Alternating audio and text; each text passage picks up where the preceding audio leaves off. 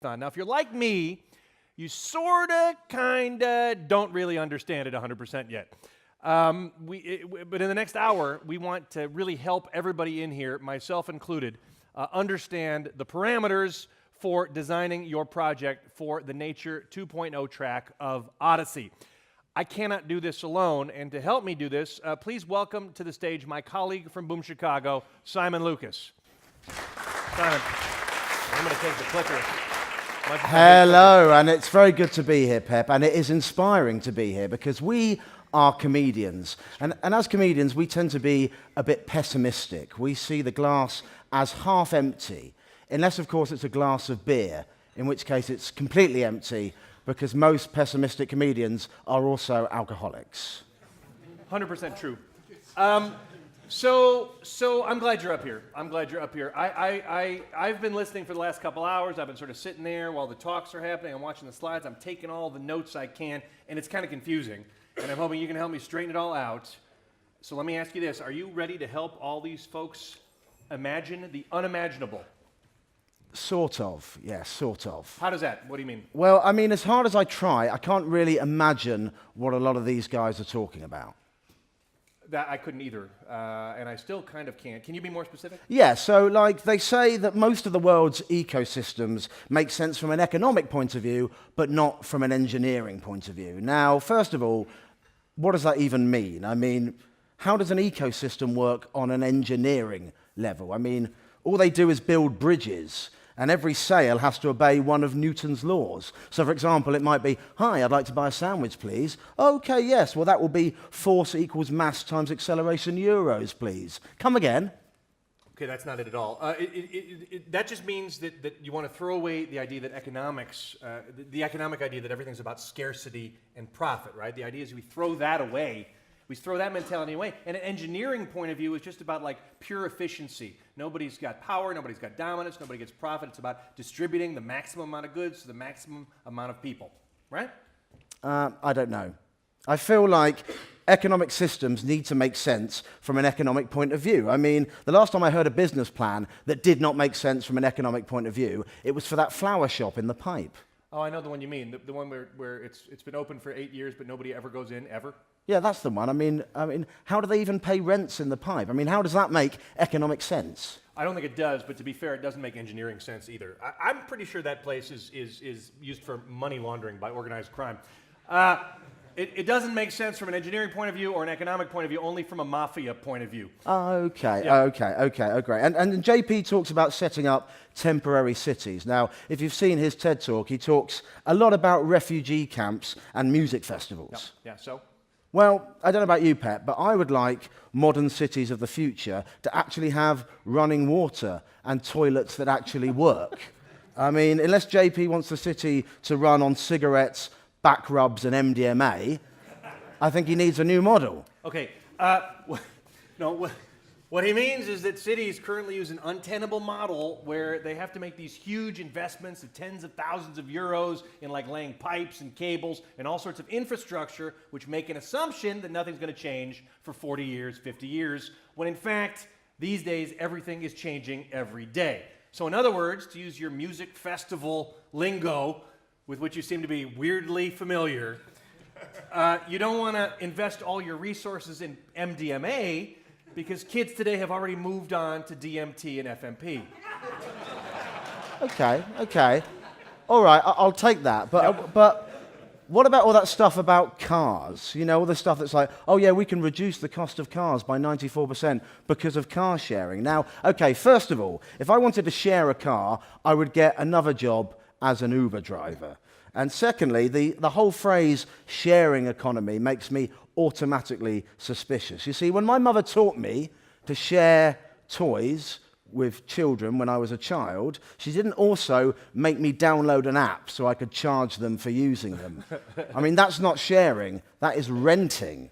You know, sharing was the guy on the way to the music festival that pulled over and said, hey man, are you going to the music festival? Get in, you can share my car. And I was like, thank you, this is amazing, this is sharing. That's what we're talking about. Absolutely, but sharing economy is when that same guy suddenly pulled over and gave me a creepy look and said, gas, ass or grass. Nobody rides for free.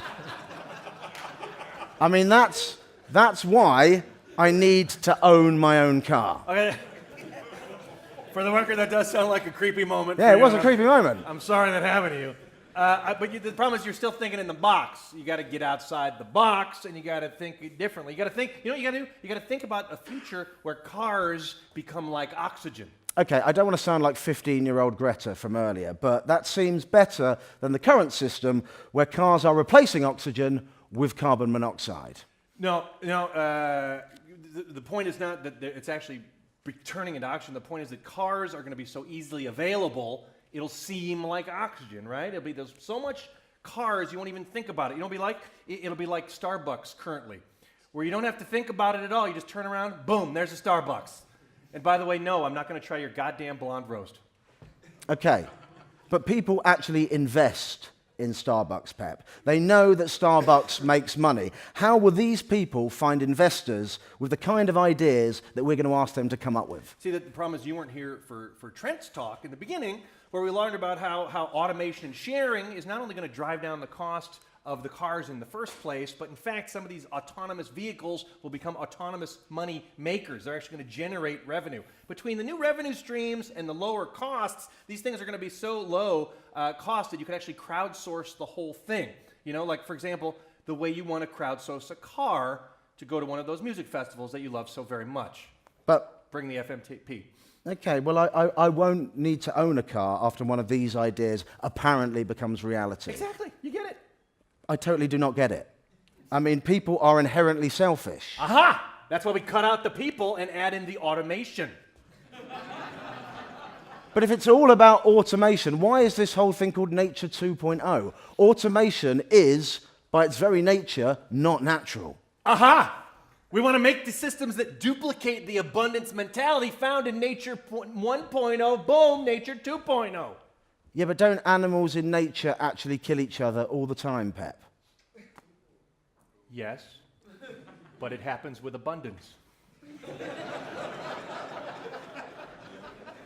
Look, why do we have to disrupt paradigms and create new ecosystems? I mean, aren't we living in the best time there's ever been to be alive? I mean, we have more education, more food, more health, more wealth, more superhero movies, more Taylor Swift songs. I mean, we have more of everything. These music festivals that you're going to, are they Taylor Swift concerts? They might be Taylor Swift concerts, possibly, yes. Well, there's more of everything, Simon, you're right. More climate change, more chance of another financial crisis, more Brexit, more Donald Trump. Best of times, my friend. That's why we want ideas that don't just chip away at the current ecosystems. That's why we want to totally build brand new ecosystems. That's what these guys are going to do. They're going to make new ecosystems that embrace automation.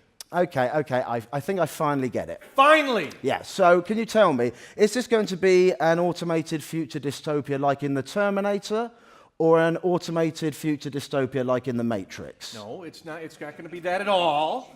It's going to, first of all, that's a VR dystopia. But anyway, we're going to use automation to reduce costs and remove the scarcity mentality. Bingo. Yeah, I think that's what the guys from Cyberdyne Systems said just before they pitched the Terminator robots. They're like, oh, no, we're not creating a dystopia. It's a beautiful, automated future with lower costs and no scarcity.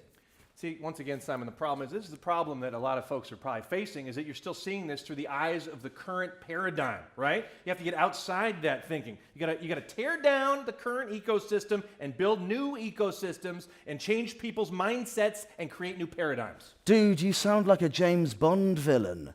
I mean, I'm James Bond, and I'm strapped to the laser table, and you're like, yes, Mr. Bond, I will press this button and launch the missile that will destroy the current ecosystem and create a brand new one, a new one based on automation and abundance. To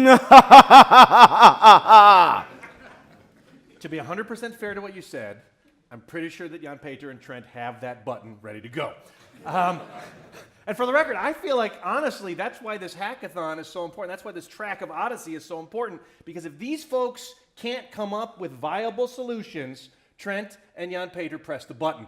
And the good news is, these are the ones that can do it. These are the people here. They're excited about it. Entrepreneurs, if you will. Look around the room, right? I mean, and this is not, I've been to many tech events, and usually you don't get the kind of beautiful diversity you have here. We got a great mix of types of people, age, gender.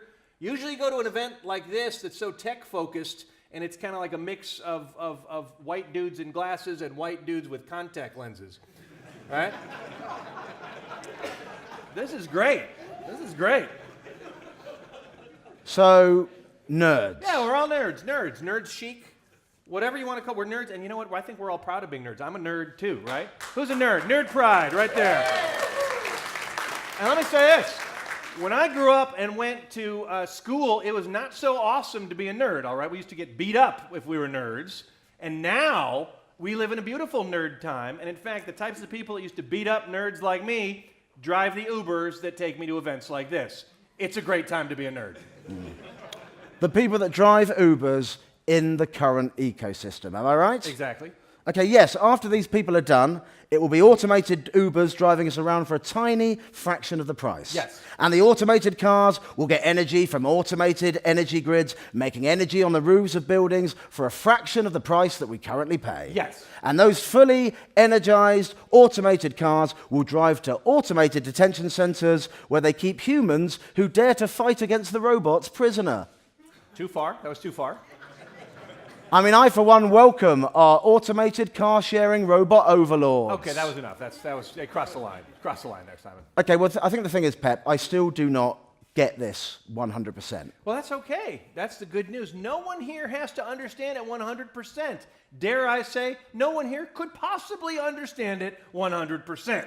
We just want everyone to understand it enough so that you think it's doable, so that you can feel like you are confident enough that you could pitch ideas for this track of the hackathon, for Nature 2.0's track. Okay, it's true. So, we want to take the next 45 minutes giving you guidelines that you can use to steer yourself as you try and come up with ideas and projects at the hackathon. So we have 3 simple rules that we want you to write down. Now, rule number 1 is every idea needs a business case. So in short, how is this thing going to make money? Rule number 2, focus on investors. You want to think about how this thing's going to attract the kind of juicy VC money that can make it a reality. And rule number 3, think about basic human motivations, power and scarcity. And ask yourself, how does this project satisfy those basic needs? So what I want to do is pull out your phones and take a picture of these 3 rules and then ask yourself about our formatting skills. And once you've done that, take a picture of the rule, and then take that picture and send it to someone who gives a shit, and then delete that picture from your phone, because this is some bullshit right here, all right? This is not what we're talking about. This is Muggles, and we're at Hogwarts today. No? Sorry.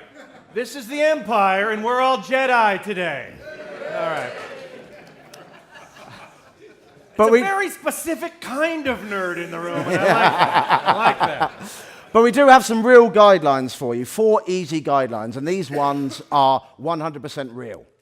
That's true. So first of all, the guideline number 1 is every idea should focus on cooperation. It should not be competition-based. Okay, so you've already lost a heartless skeptic like me. I got to be honest, that's fine. You're not really the target for this. Okay. Guideline number 2 is we want you to think about abundance, not scarcity. It can't be based on power or on dominance. The ecosystem you're describing, in the words of Jan Peter, will likely make more sense to a rabbit than it would to a human. Did you hear that, Mr. Bond? Therefore, I release my rabbit serum into the water and turn all of humanity into rabbits. Great cooperative rabbits with an abundance mindset. That's fair. Okay. So the third guideline is, forget the business case. If you're asking yourself, what's the business case, you are asking the wrong question. We want you to build a commons. Okay, so to be clear, we want them to forget the business case, the way that this could actually make money, and focus on building a commons, a way that is guaranteed to make no money. No. I mean, yeah. Essentially, yes. Yes, do that. But remember, the costs get lower, and these things can generate their own revenue streams. Look, if I was James Bond, I wouldn't actually shoot you, because I want to see this plan in action. I do too. I do too. Which brings us to the last guideline, and the last guideline is that they could be wrong. That 1, 2, and 3 could be totally wrong. We think they're right, but it could be wrong, and if in the ensuing conversation we realize that one of them was wrong, believe me, we will re-edit this. We got to get in there anyway to change the formatting. So we got to edit it anyway. So if you can make us change our minds or come up with new or better guidelines, we would love to hear it. And before we continue this afternoon session, does all of this make sense so far? Are you asking me? Because no, it doesn't make sense at all. I was not asking you. Okay. Does it make sense so far? Is it vaguely confused? It all makes sense so far. That is great. That is fantastic. Okay, perfect. So, Pep, can you make anything even less clear? I can. I promise I can. Because we want to give you some advice that to help you come up with the idea for your project. These are going to be steps to figure out what sort of a project lies within the guidelines. And spoiler alert, some of this Jan Peter already said a little bit. All right. So step 0 is kind of figure out, what drives you. What drives me? Well, apparently it's automated cars that get energy from automated energy stations, apparently.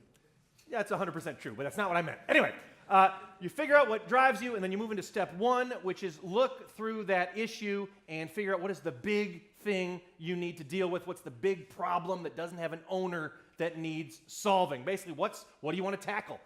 And think big. Don't think small. This is not about the lines are too long at Albert Heijn. And anyway, there won't be lines and there won't be Albert Heijns anymore, right? Because now we have an abundance of food, just like in Rabbit World. Am I correct? I mean, you're taking the piss, but yes, that's right. So laugh it up, you rabbit hater. There won't be Albert Heijns when we're done, but still think big, all right? So what do you want to fix? Is it pollution? Is it climate change? Is it hunger? Too many James Bonds, not enough mad scientists. That's too small. That's totally too small. Anyway, next comes step 2. You've heard it before. We're going to restate it for you. You want to think like an engineer. You want to rethink the current value chain with an engineer's mindset. Anything that was done just to support the business model, it could be lock-ins, it could be social pressure, that has all got to go. And at this point, it's probably going to help if you just stop thinking about the ecosystems you're used to and start thinking about how to automate it, right? This is where you start thinking about how can this be a machine-to-machine kind of a system. And you don't think that sounds even a tiny bit terrifying? I mean, it sounds like, hey guys, first, think of a human problem. Secondly, eliminate humans. Problem solved. I mean, no, we're not eliminating the humans. We're eliminating the human, greed and the need for power or ownership, right? Like, for example, if your car paid for at current prices as part of a car-sharing ecosystem, then we've learned that you're going to want gas, ass, or grass in exchange for a ride, right? And that was creepy for you. But if it's a self-driving automated car whose price is just 94% less than it used to be, all that goes away. So think about machine-to-machine systems, M-to-M systems. But don't stop there, because there's step 3, which is remove all competition. And that doesn't mean destroy them with your evil scheme. That means stop thinking about competition in your plan. Redesign the ecosystems toward cooperation. Replace a focus on scarcity with an abundance mentality. And then like oxygen, you can stop thinking about it. It will just be there. I'm pretty sure that's what we used to think about clean water. That is a good point. That would be a good step 1 problem for you to tackle. Good job. Ah, really? Okay. I think I might make a pitch at the hackathon. That seems unlikely. Okay. So step 4 then. Step 4 is, you want to think about people's intrinsic motivations. It can't be about wanting to be a billionaire. Don't enter the Nature 2.0 track if you want to be the next Steve Jobs or Jeff Bezos or Donald Trump. I think if you're in the Netherlands and you want to be the next Donald Trump, your name is probably Geert Wilders. And he's not even a billionaire. He's merely a racist. And finally, and by finally I mean not quite finally, we move to step 5, which is design it if it's a digital, design it as a global distributed service. So we don't want the digital equivalent of us using one kind of an electric plug and then the United States and the UK using what is clearly the wrong kind of electrical plug. We want global data, a storehouse that stores all the data. It's a global system. Everybody can use it easily. Yeah, but surely the automated self-driving cars that get energy from automated energy distributors and definitely do not want to enslave humanity, surely they will operate more like hives at a local level. Nice, and yes, indeed, that's true. But there'll be one global database for the data that is best held globally, and if you're the person that broke something back there, don't worry, there's an abundance of them. Okay, I'm going to nod my head, even though we both know you didn't actually answer my question. Totally answered your question. I totally answered it, but I'm willing to move on anyway. Simon, step 6. Step 6, design the physical part as a social hub. Okay, in our non-Albert Heijns, it can't be enough to want to go there for the healthy, inexpensive food, though you'd think that would be enough. But what we want is folks to feel good while they're in there. We want it to be a social hub. It should be part of a compelling social movement. Finally, we agree. We do? Yeah. Albert Heijn, as it now exists, is definitely not the hub of a compelling social movement. That's true. I mean, Yumbo maybe. Okay, finally. And finally, step 7, rethink the financing. Screw VCs, forget the first tranche this or runway that, forget it all. The combination of all the elements I mentioned before means that prices will be crazy low, people will want to be part of your ecosystem. M2M opens up a lot of low-cost options and possibilities, like I said, for generating revenue. Again, the point isn't profit, the point is to create and share social good. And then we all hold hands and sing Kumbaya as the old ecosystem crumbles. Again, I know you're taking the piss, but yes, that's exactly right. Except for the song Kumbaya, which even hippies like us in the room can admit is a terrible song. Okay, Pep, well, I will believe it when I see it. And we hope, Simon, that you will get to see it. I hope that we'll get to see it too. And that's the point of this. The point is you're going to get your chance to see these ideas at the Odyssey Hackathon in the Nature 2.0 track where projects become reality. And what we want to do now is help folks shape ideas and even understand this more. Up here on this board, there's some questions that people had earlier, but what we want to do now is take your questions and talk about ideas that do or do not fit in within the guidelines and the 7 steps. We're going to use the guidelines, the steps, some healthy skepticism, and probably Jan Peter knowing what he wants to help figure out how to imagine the unimaginable. And before we do, I just want to say again that the people in this room are just the kind of people to do it. One more time, we are in a golden age of nerds like everyone in this room. I mean, think about it, right? Who makes the smart apps on your phones every day? Say it with me.